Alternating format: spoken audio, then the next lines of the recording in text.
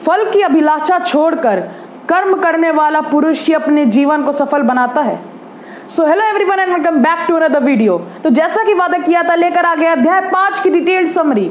तो अगर इससे पहले आपने पुराने अध्यायों की या फिर जो हमारा गीता का रेलेवेंस है वो नहीं देखा, तो आप एक बार जरूर देखिएगा, क्योंकि इस गीता के सारे चैप्टर्स इंटरकनेक्टेड और इंटरलिंक्ड है, यानी कि आपस में जुड़े हुए हैं। तो ऊपर आई बटन में आपको वीडियो मिल जाएगी, जाके सारी एक बार देख लीजिएगा। तो चलिए शुरू करते हैं आज के अध्याय को और देखते हैं 5वें अध्याय में किस बारे में बात करना चाह रहे हैं श्री कृष्ण जी।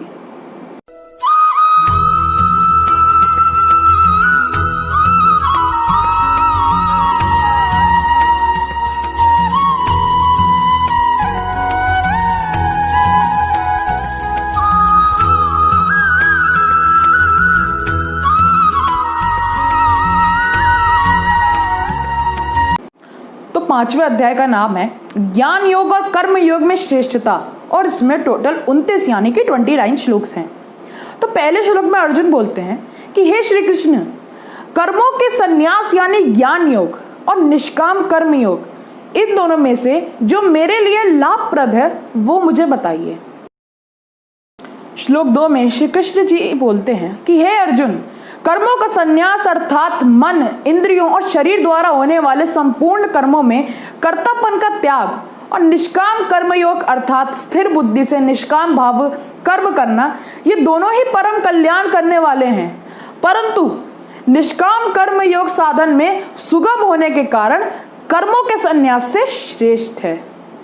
श्लोक 3 से 7 में श्री कृष्ण जी आगे कहते हैं, इसीलिए जो मनुष्य ना किसी से ईर्ष्या करता है और ना किसी से आकांक्षा करता है, वह निष्काम कर्मयोगी सन्यासी जैसा ही है।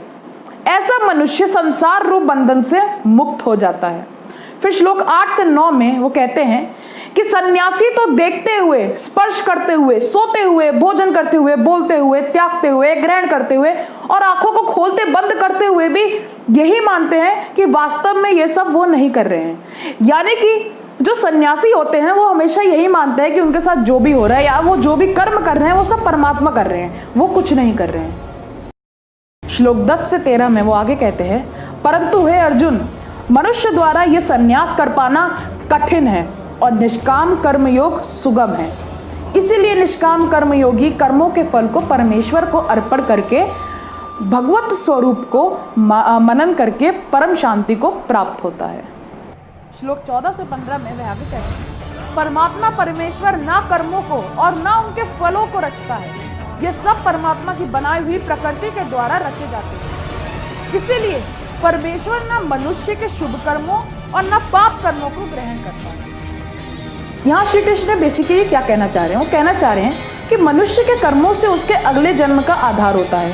भगवान ना शुभ कर्म ना ही पाप कर्म ग्रहण करते हैं, वो तो केवल कर्मों के फल को अर्पण करने की भावना और परमात्मा के प्रति निस्वार्थ भक्ति को स्वीकार करते हैं, और यही मोक्ष प्राप्ति का उपाय है। अब जैसे कि आप किसी गरीब बच्चे की उसको पढ़ाई लिखाई में मदद करना चाहते हो और आपने मदद कर भी दी, तो आप काफ़ी ज़्यादा खुश होते हो, और या जो आपने पुण्य करा है ये इसका आपको फल प्रकृति के गुण आपको अवश्य देंगे। परंतु अगर आपने वो कार्य किसी फल की लालच में किया होगा तो आपको फल तो मिलेगा, लेकिन आपका जो कनेक्शन है गॉड के साथ, जो कनेक्शन है परमात्मा के साथ, वो पूरी तरीके से टूट जाएगा। क्योंकि फल क्या है? फल एक है फिजिकल ऑब्जेक्ट, यानी कि एक भौतिक चीज़ है, और भौतिक चीज़ का बिल्कुल कनेक्शन नहीं होता है गॉड के साथ, कोई डायरेक्ट कनेक्शन भगवान के साथ नहीं होता है। इसीलिए जो इंसान इसको भौतिक वस्तु के लिए ना करके अपनी आत्मिक इच्छा से करता हो, यानी कि आत्मा से कार्य करता हो, वो भगवान से डायरेक्टली कनेक्ट हो सकता है, क्योंकि आत्मा जो है वो परमात्मा का ही एक रूप है। जो मनुष्य ना तो प्रिय वस्तु को पाकर खुश होता है और ना ही अप्रिय को प्राप्त करके विचलित होता है, काम क्रोध को जिसने सदा के लिए जीत लिया है, वो मनुष्य इस लोक में योगी है और वही सुखी। आखिर के 2 श्लोक 28 से 29 में आगे कहते हैं, जिसने इंद्रियां, मन और बुद्धि जीत ली है और जो राग, भय और क्रोध से रहित है और मुझे तत्व से जानता है, मुझे समस्त लोगों और देवताओं का परमेश्वर और समस्त जीवों का उपकारी जानकर मेरी भक्ति करता है, ऐसा मनुष्य परम शांति को प्राप्त होता है।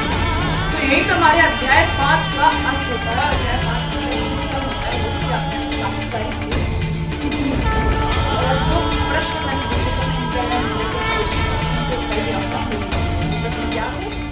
इसके लिए आप इंस्टाग्राम में जाकर फॉलो कर लीजिए। आपको एक दिन पहले पता चल जाएगी सीरीज कब और कितने बजे है, और वीडियो का बेसिक आइडिया भी आपको चलिए मिलते हैं अगले हफ्ते अगले अध्याय के साथ। तब तक के लिए जय श्री कृष्ण।